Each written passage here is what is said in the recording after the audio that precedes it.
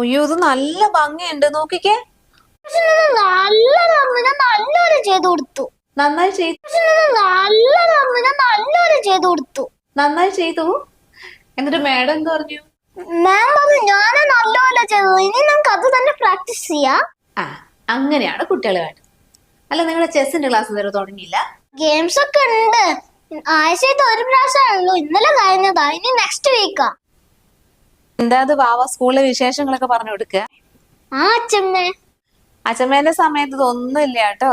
അത് മാത്രല്ല അച്ഛമ്മ, കൊറേ ഉണ്ട്. ചെസ്, ഫുട്ബോൾ, ബാസ്കറ്റ്ബോൾ, കൊക്കോ, പിന്നെ ബാഡ്മിന്റൺ, എന്തൊക്കെ ഉണ്ട്.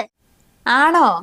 അമ്മ അങ്ങനത്തെ കുറെ ആക്ടിവിറ്റീസ് ഒക്കെ അവന്റെ സ്കൂളിലുണ്ട്. പണ്ടത്തെ കാലമൊന്നല്ലല്ലോ, ഒരുപാട് മാറിപ്പോയി ഇപ്പോഴത്തെ സ്കൂളുകളൊക്കെ. എടാ കുഞ്ഞെ, ഇതൊന്നും പറഞ്ഞ അച്ഛമ്മയ്ക്ക് മനസ്സിലാക്കാനുള്ള കഴിവില്ല. നീ എന്തൊന്നാണ്? സാറില്ല, ഞാൻ പറഞ്ഞ് മനസ്സിലാക്കിക്കോളാം. പിന്നെ മനസ്സിലാക്കി കൊടുക്കാൻ കണ്ട സമയം. നീ ഒന്ന് പോയി കുളിക്കാൻ നോക്ക്. വന്ന പിന്നെ ഇതാ യൂണിഫോമിൽ നിൽക്കുക ഓരോരോ കാര്യങ്ങളും പറഞ്ഞിട്ട്. പോയിക്കാ കിടന്ന്.